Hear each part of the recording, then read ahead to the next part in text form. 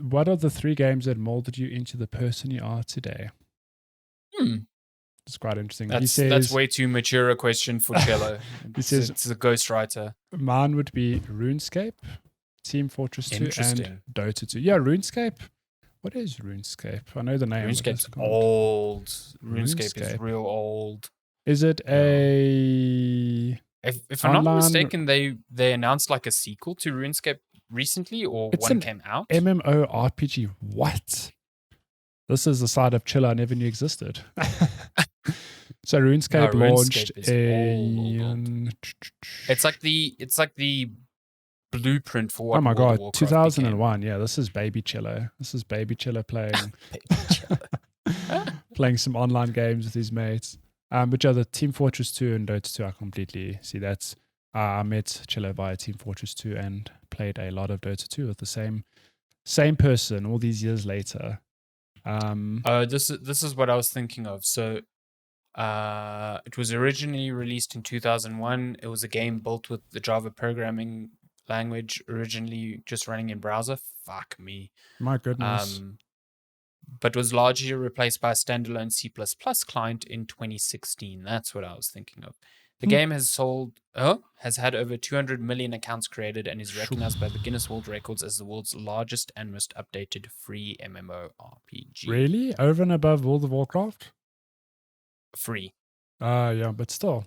Interesting. Oh, and RuneScape was released on Steam on October 14th, 2020. That's probably what I was thinking of. Yeah. Okay. Well, Chiller should relive his glory days. Download RuneScape. Yeah. But what 3 games molded you into the person you are today? It's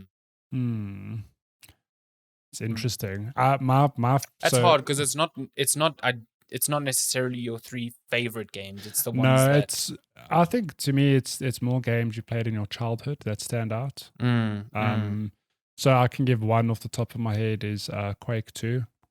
That was a game. I mean, I'd obviously played a bunch of games before then, but at the time we got like a new PC, and I think my brother or one of his friends gave us Quake 2, and I played that game way too many times. I mean, that I would argue is maybe where my love for first-person shooters like actually started. Like I'd played Wolfenstein and Doom and that, but I think Quake 2 was just like this whole new, like, oh my god, it's a whole 3D game with environments and different levels. It's dialogue. There's different weapons, and then I mean, I won't put this on my list, but that's followed by the likes of the original Half-Life, which had an actual story. It was like, whoa, what is this? It's like, oh my god, first-person shooters can like actual dialogue. Be story games. Yeah.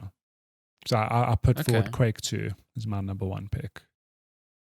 But you have to choose 3. I know. I'm still thinking. Oh, okay.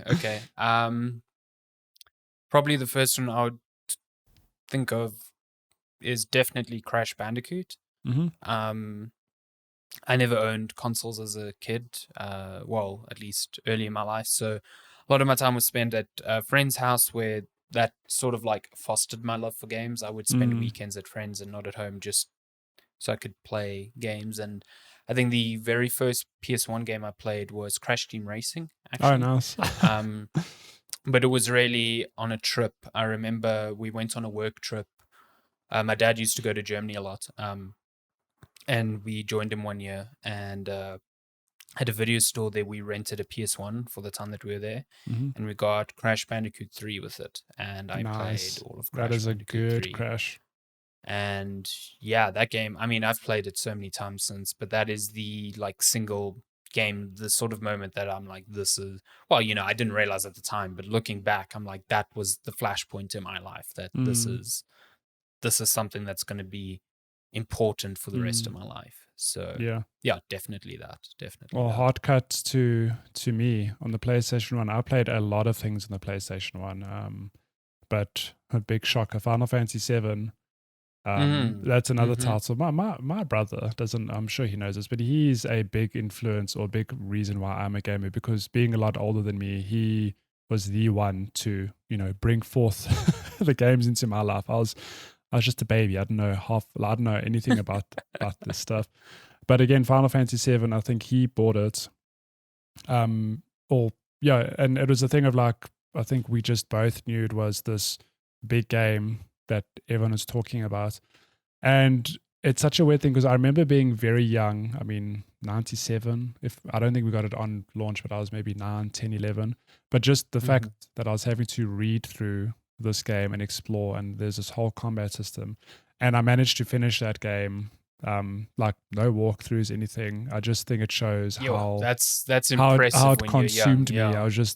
I love that game. So having Final Fantasy VII Remake last year was like a chef's kiss of like, wow, this is just as good as I remember it being when I was a kid. That's really cool though, because it's not, like I said, it's not an easy game.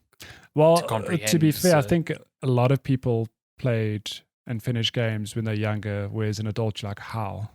And the answer is you just had the time. You just had that's also true. You banged your head against it till just pour into games. I mean, I've since played like one example that comes to mind is also Abe's Odyssey on PlayStation 1. That game is very challenging. Like I replayed it many years later and I died a lot. I was like, how did I ever finish this as a kid? And the same goes for I'm going down the rabbit hole here. The likes of the original Contra, which is another game I could arguably put forward. That game is brutal. Like horrifically brutal. And I did finish that as a kid because I just had the time to be like, oh, I know I've learned the patterns now. I know how the levels work. My second pick, Final Fantasy VII. My second pick would almost definitely be the first Halo, Halo Combat Evolved. The first console I ever owned was the original Xbox. And funnily enough, I had a friend at school who got one as well. Like, what are the fucking odds considering it wasn't sold yet? Yeah, that is actually an anomaly. How? kind of strange, yeah. And we both just adored Halo. Like, a lot of we played through the campaign in like split screen co-op. And we just played a lot of multiplayer, like split screen, just like 1v1 essentially. I played so much Halo Combat Evolved. Like that game is just, and that's partly why I'm like biased when it comes to the series because I just think it's so cool. I think it's such a cool, like Halo 3 was like a release I looked forward to with bated breath. Like when I got that collector's edition and stuff, like it was such a cool moment. So yeah, I'm super stoked for Infinite, but I still regularly replay the first one because I think it's still a pretty fucking fantastic game. Yeah, it's really, really fun. That Master Chief Collection, that's definitely toggle remastered and original textures. Yeah. Still looks good. Still looks good. Still some of the best. I don't know, just some of the best like combat freedom and design. And just like a cool fucking atmosphere. I love it. Yeah. Would you say that the combat evolved? Certainly has evolved since then. Like Master Chief can sprint. It's really fun now. Amazing. You play those games now and they just feel a bit slow because you're just walking at the same. Well, I guess Half-Life is the same. You're just walking at the same pace. Yeah, and Half-Life 2 they added the sprint at least. Thank the Lord. My third game, it will come as no shock that I need a platformer, and of course, the first 3 Mario games are there. Like I mean, I've obviously played all 3 of them, but I have vivid memories of playing number 2, weirdly enough, which is not at all a traditional Mario game, because it's but 3 specifically was just a good time. Lots of inspiration for what followed. I think a lot of Mario games take inspiration from number 3 in terms of there's different biomes, there's different power-ups, and it's just a fantastic platformer, which to this day I still love me a good platformer. No shock there, and I'm pretty sure it's because of Mario. So yeah, I've never played any of those games. Shut your whore mouth. I need to. I've never played 3 or World to completion. Like I want to. World, weirdly enough, is the one that I never played either.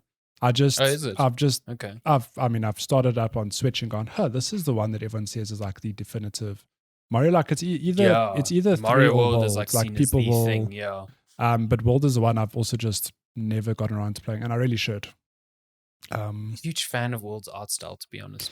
Like, it's weird. I've played strange. I've played more of World in Super Mario Maker 2 than I have of actual World. The music in World is really good though. I think it's fun. So, yeah. My third one isn't necessarily a super old game. Well, it might be by today's standards. It's like a decade old now. But Portal and Portal 2. Oh yeah. Specifically Portal 2. Which that's I need the to game replay at some point. It's the original Portal, like the concept of it was just so mind blowing to me. Like I cannot tell you how many times I poured over like trailers for that game, just like, holy shit, this is such a cool mechanic. Yeah.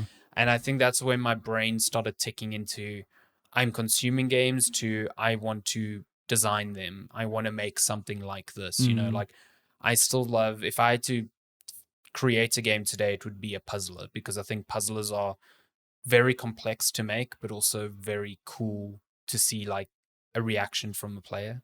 So Portal's up there is like one of my favorite puzzle games. That is a great puzzle just because game. It's unique. It's so unique and interesting. Yeah.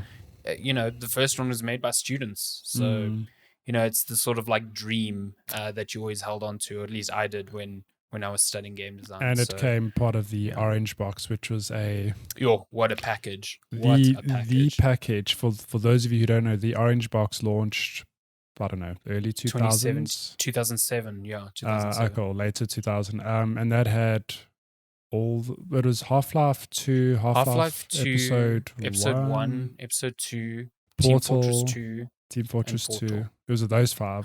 And Portal was just like this thing, like, here's this experiment from Valve. It's like a 3-4 hour puzzle game called Portal, and it was like arguably the best part of that entire thing. So yeah. That was also the first time Half-Life was on console, because it came out on 360. It came out as a wild. I played a lot of Team Fortress 2 at that time as well. I wouldn't say it shaped me, but like I think that's still one of the most like played multiplayer games. I got really into Team Fortress 2. That's so weird. I don't know if you heard that. Lindsay's laptop just spoke to me. She's not here.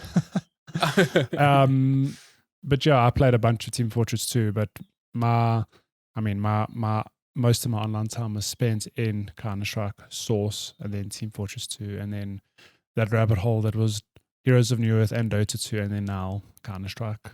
I think Counter-Strike would be like a fourth one to me, because like, even though I don't play it now, as a kid, I used to go to internet cafes and play a lot of Counter-Strike, like 1.6 and eventually Source. I could arguably swap out. So Quake 2 just came to mind because I remember playing that as a kid, but arguably I could easily replace it with a Counter-Strike, because likewise played a bunch at LANs, transition into Source when I had ADSL, and then today I still play Global Offensive. Yeah.